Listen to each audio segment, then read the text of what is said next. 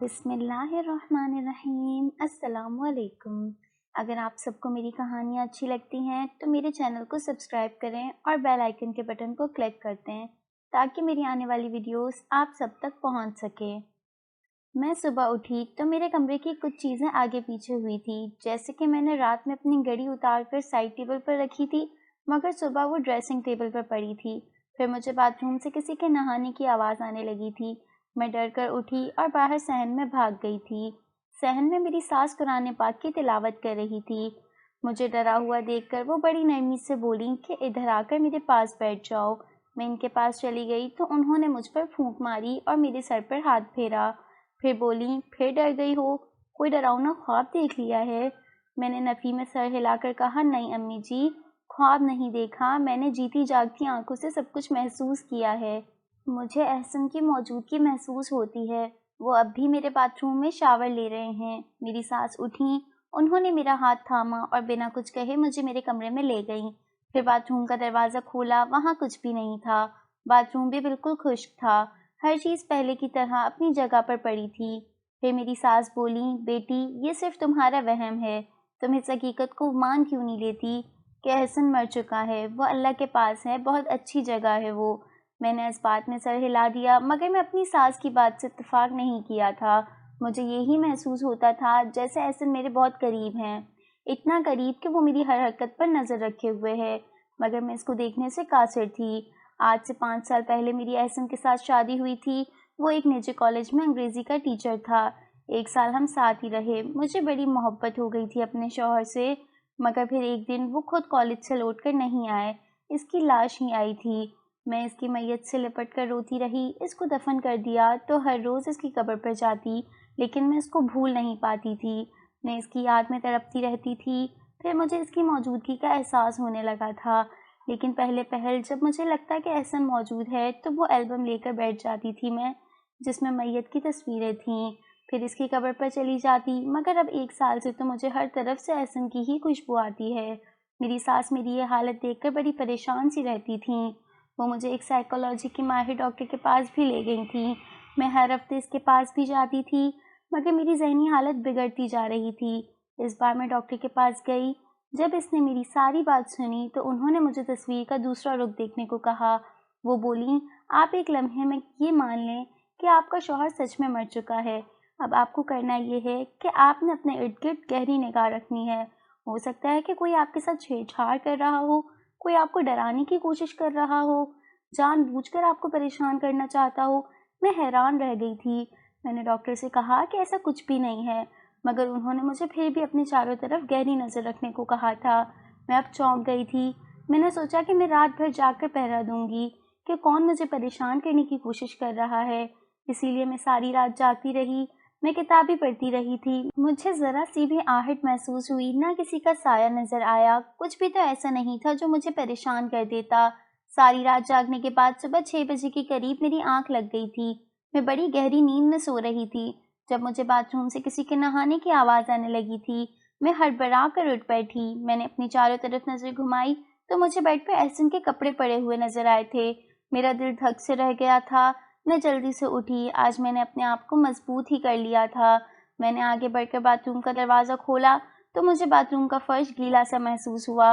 Shower سے بھی پانی کے قطرے ٹپک رہے تھے اور پورے باتھ روم سے شیمپو کی خوشبو آ رہی تھی۔ میں جلدی سے بھاگ کر کمرے سے باہر نکلی۔ ہماری کام والی شانو لاؤنج میں بیٹھی سبزی کاٹ رہی تھی۔ مجھے دیکھ کر وہ بھی گھبرا گئی اور بولی، باجی آپ پریشان لگ رہی ہیں، خیر تو ہے؟ میں نے اس سے کہا، امی جی کہاں ہیں؟ مجھے جلدی بتاؤ، میرے کمرے میں کوئی ہے، کسی نے میرا باتھ روم استعمال کیا ہے۔ شانو کا چہرہ زرد پڑ گیا تھا۔ وہ بولی، باجی آپ کو اللہ کی قسم ہے میرے ساتھ ایسی باتیں نہ کیا کریں، مجھے بڑا خوف آتا ہے۔ میں نے آپ کا گھر کا کام چھوڑ دینا ہے، پھر آپ خود کرنا سارے کام۔ اس کے گھبرائے ہوئے چہرے کو دیکھ کر مجھے اس پر ترس آ گیا تھا۔ میں بولی، شانو ڈرنے کی ضرورت نہیں ہے، میں تمہارے پاس ہوں نا۔ تو شانو بولی، باجی مجھے آپ سے ہی تو ڈر لگتا ہے۔ مجھے ہنسی آ گئی تھی۔ تبھی میری ساس دروازہ کھول کر گھر میں داخل ہو چکی تھی۔ انہوں نے بتایا کہ وہ پڑوس میں گئی تھی۔ میں ان کے ساتھ بیٹھ کر ادھر ادھر کی باتیں کرنے لگی تھی۔ میں شام تک باہر ہی بیٹھی رہی۔ مجھے اپنے کمرے میں جانے سے بڑا خوف محسوس ہو رہا تھا۔ پھر میں نے دل کو بڑا کیا۔ میں رات گئے کمرے میں داخل ہوئی۔ تو بیڈ پر احسن کے کپڑے موجود نہیں تھے۔ میری ریڑھ کی ہڈی میں سنسناہٹ ہونے لگی تھی۔ میں صوفے پر بیٹھ کر بڑی دیر روتی رہی تھی۔ پورے 4 سال ہو گئے تھے میرے ساتھ یہ سب ہوتے ہوئے۔ مجھے احسن کی موجودگی نہ جانے کیوں محسوس ہوتی تھی۔ مجھے بڑا ڈر لگ رہا تھا کہ کہیں میں سچ مچ پاگل تو نہیں ہو گئی، یہ سب کچھ کہیں واقعی میرا وہم تو نہیں ہے۔ پہلے 4 سال تو 3-4 مہینوں بعد مجھے احسن کی موجودگی کا احساس ہوتا تھا۔ کبھی کبھار الماری میں کپڑے، اس کے کپڑوں کی ترتیب بدلی ہوئی ہوتی تھی، یا پھر اس کے کپڑے بیڈ پر پڑے ہوتے۔ کبھی کبھار باتھ روم میں نہانے کی آواز آتی تھی، مگر اب 1 سال سے تو ہر روز مجھے یہ سب محسوس ہونے لگا تھا۔ رات میں قرآن پاک کی تلاوت کر کے جلد ہی سو گئی تھی میں۔ صبح اٹھی تو احسن کے کپڑے پھر سے صوفے پر پڑے تھے۔ میں نے پورے کمرے کا جائزہ لیا، مگر وہاں کوئی بھی موجود نہیں تھا۔ مجھے ڈاکٹر کا خیال آیا تھا، کیا واقعی مجھے کوئی تنگ کر رہا ہے؟ ایسا کون کر سکتا ہے؟ میری ساس یا شانو؟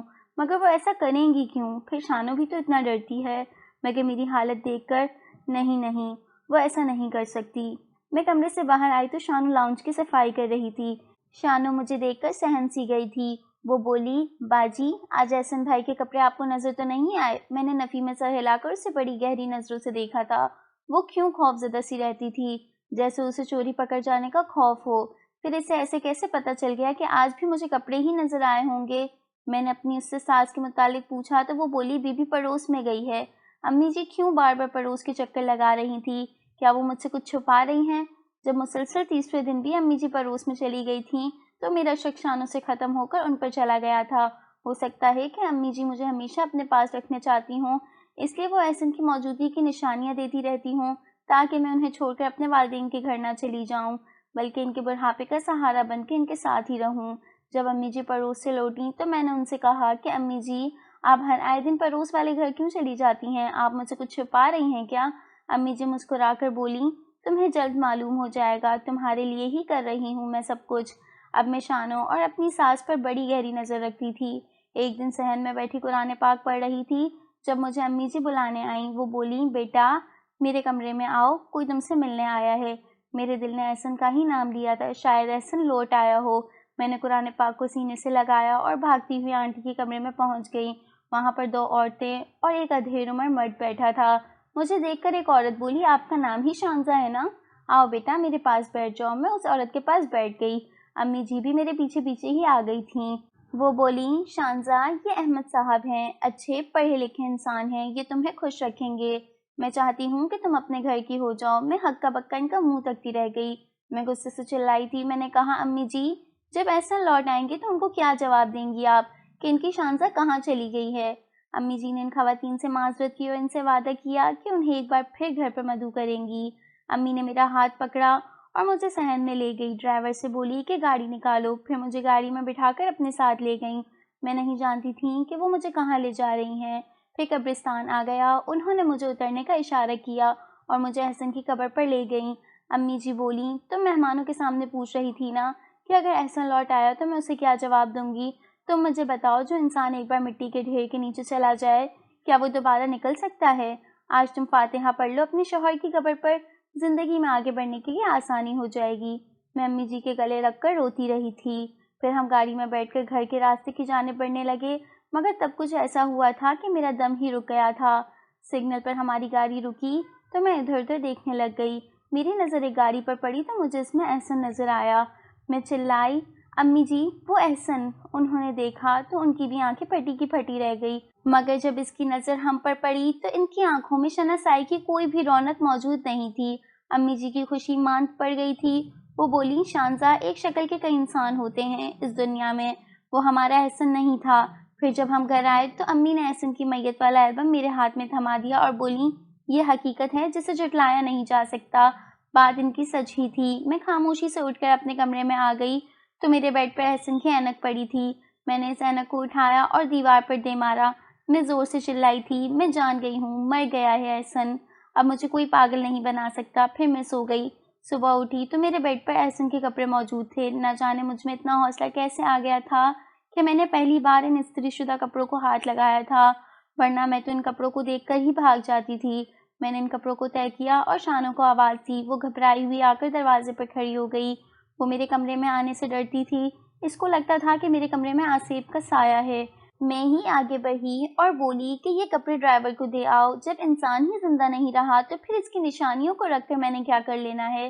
شانو نے لرزتے ہوئے ہاتھوں سے وہ کپڑے تھام لیے تھے۔ پھر میں اپنے کمرے سے نکل کر آنٹی کے پاس گئی اور بولی، امی جی، میں زندگی اور موت کے درمیان کی حقیقت کو سمجھ گئی ہوں۔ آپ ایسا کریں، احمد صاحب کے رشتے کو ہاں کہہ دیں۔ میں اب مزید دیر نہیں کرنا چاہتی، ان سے پوچھئے اگر میں ان کو قبول ہوں تو اگلے جمعے وہ بارات لے کر آ جائیں۔ امی جی نے مسکرانے کی کوشش کی تھی مگر ان کی آنکھیں چھلک پڑی تھیں۔ پھر سب کچھ بڑی جلدی میں طے ہو رہا تھا۔ یہ طے ہو گیا تھا کہ میری بارات اگلے جمعے کو ہی آئے گی۔ میں بھی شادی کی تیاریوں میں مصروف ہو چکی تھی۔ اب جب بھی میں کمرے میں آتی، پورا کمرہ احسن کی پرفیوم کی خوشبو سے معطر ہوتا۔ کبھی ان کے جوتے سامنے پڑے ہوتے تو کبھی ان کا تولیہ۔ جوتے میں نے اٹھا کر ڈرائیور کو دے دیے اور تولیہ چھت پر پھینک دیا۔ یوں محسوس ہوتا تھا کہ احسن اب میرے کمرے سے جاتا ہی نہیں ہے، وہ سارا دن ادھر ہی رہتا ہے، مگر مجھے نظر نہیں آتا۔ جب وہ نظر نہیں آتا تو اس کا مطلب ہے کہ اس کا کوئی وجود ہی نہیں ہے۔ یوں جمعے کا دن بھی آ گیا۔ میں نے اپنے لیے سرخ رنگ کی لمبی فراک منتخب کی تھی۔ میک اپ میں نے اپنے گھر میں خود ہی کر لیا تھا۔ میں دلہن بنی بیٹھی آئینے میں خود کو دیکھ کر مسکرا رہی تھی جب امی جی میرے کمرے میں داخل ہوئیں۔ ان کی آنکھیں رونے کی وجہ سے سوج چکی تھیں۔ وہ میرے گلے لگ کر روتی رہی تھی اور بولی، پہلے مجھ سے میرا بیٹا چھن گیا اور آج میری بیٹی مجھ سے جدا ہو رہی ہے۔ میں نے ان کو دلاسا دیا کہ میں ان سے ملنے آتی رہا کروں گی۔ میں آنٹی کے ساتھ باہر ہی چلی گئی تھی۔ میں نے سارے گھر کے انتظامات دیکھے، سب کچھ ٹھیک تھا۔ پھر میں اپنے کمرے میں لوٹ آئی۔ یہ دیکھ کر مجھے حیرت کا شدید جھٹکا لگا جب میرے بیڈ پر احسن کی وہ شیروانی پڑی تھی جسے اس نے ہماری شادی پر پہنی تھی۔ میں نے غصے سے وہ شیروانی اٹھائی اور چھت پر لے جا کر پھینک دی۔ میں وہ شیروانی پھینک کر واپس مڑنے ہی لگی تھی جب مجھے چھت پر بنے کمرے میں کچھ کھٹ پٹ کی آواز آئی تھی۔ میں اندر تک لرز کر رہ گئی تھی۔ یہ کمرہ تب سے بند تھا جب سے میری شادی ہوئی تھی۔ شانو مجھے اس کمرے کے متعلق عجیب قصے سناتی تھی۔ میں شدید ڈر گئی تھی۔ ڈرتے ڈرتے میں نے اس کمرے کی جانب قدم بڑھا ہی دیے تھے۔ میں نے جیسے ہی کمرہ کھولا، سامنے کا منظر دیکھ کر تو میرے قدموں تلے سے زمین ہی نکل گئی تھی۔ سامنے احسن کھڑا تھا۔ میں نے جلدی سے احسن کو چھوڑ کر دیکھا، وہ غائب نہیں ہوا تھا، وہ جوں کا تو ہی کھڑا تھا۔ میں نے احسن کو پکارا تو وہ مسکرا پڑا، پھر سنجیدہ ہو گیا۔ شانزا، ان 5 سالوں میں میری محبت تمہارے دل سے نکل گئی کیا، جو تم دوسری شادی رچانے جا رہی ہو؟ میری چیزیں کمرے سے باہر پھینک دی، میری ہر یاد کو مٹا دیا۔ میں رونے لگی تھی۔ میں نے احسن کا گریبان پکڑ لیا اور کہا، احسن، آپ نے میرے ساتھ ایسا کیوں کیا؟ جھلک دکھا کر غائب ہو جاتے تھے، نشانیاں چھوڑ جاتے تھے اپنی۔ یہ بھی نہیں سوچا کہ لوگ مجھے پاگل کہنے لگیں گے۔ شانو مجھ سے ڈرتی ہے، امی جی مجھے ڈاکٹرز کے پاس لے جاتی ہیں۔ آپ نے مجھے جدائی کا غم دیا، پھر مجھے اندر سے بھی توڑ دیا۔ احسن نے میرے آنسو پونچھ ڈالے، پھر بولا، شانزا، میں آرمی آفیسر ہوں۔ میرا کام اپنا حلیہ بدل کر دشمن کے ٹھکانے میں گھس کر اس کی اگلی چال معلوم کرنا ہے۔ جب میری تم سے شادی ہوئی تب میری ڈیوٹی ایک کالج میں لگی تھی۔ وہاں ایک استاد پر شک تھا۔ وہ ٹاسک میرا کامیاب ہو گیا تھا مگر دشمن مجھے جان گیا تھا، اس لیے کچھ عرصے کے لیے مجھے روپوش ہونا پڑا۔ پھر یوں ہوا کہ میں نے بے ہوشی کی دوا کھا لی اور مرنے کی اداکاری کی۔ آپ لوگ مجھے دفنا آئے تو میرے ساتھی مجھے قبر سے نکال کر آ گئے تھے۔ میں تمہارے لیے اپنی نشانی اس لیے چھوڑتا تھا تاکہ کہیں تم مجھے بھول نہ بیٹھو۔ مجھے ڈر تھا کہ میں جب واپس لوٹوں گا تو تم اپنی زندگی میں آگے نہ بڑھ گئی ہو۔ پھر تمہاری شادی کا سن کر مجھے خود کو ظاہر کرنا پڑا کیونکہ نکاح پر نکاح جائز نہیں اور میں تمہیں کسی کا ہوتے ہوئے نہیں دیکھ سکتا۔ میں احسن کی باتیں سن کر روتی رہی تھی۔ میں نے اس سے کہا، احسن، مجھے ایک دن بھی آپ کی موت کا یقین نہیں آیا تھا۔ مجھے معلوم تھا کہ آپ ایک نہ ایک دن مجھے مل جاؤ گے۔ میں شادی کرنا نہیں چاہتی تھی مگر جب آپ کی چھوڑی ہوئی نشانیاں بڑھنے لگی تو سب مجھے پاگل سمجھنے لگے تھے۔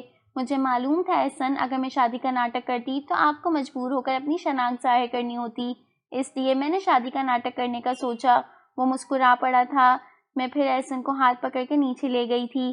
میں اسے لاؤنج میں لے کر آئی تو شانو احسن کو دیکھ کر ڈر گئی تھی۔ اس نے شور مچا دیا اور بولی، بی بی جی، مجھے بھی باجی والی بیماری لگ گئی ہے، مجھے بھی احسن صاحب نظر آنے لگے ہیں۔ امی جی کچن سے بھاگ کر نکلی، وہ احسن سے لپٹ کر رونے لگی تھی۔ پھر وہ بولی، مجھے معلوم تھا کہ تم زندہ ہو میرے بچے، لیکن مجھے لگتا تھا کہ ایک ماں کا وہم ہے، میں اپنے وہم کی خاطر اس بچی کی زندگی تباہ نہیں کر سکتی تھی، اس لیے مجھے یہ قدم اٹھانا ہی پڑا۔ احسن نے امی جی کو گلے لگا لیا اور بولا، اب میں آپ لوگوں کو چھوڑ کر کبھی نہیں جاؤں گا، یہ ایک فوجی کا وعدہ ہے۔ ہم سب مسکرانے لگے۔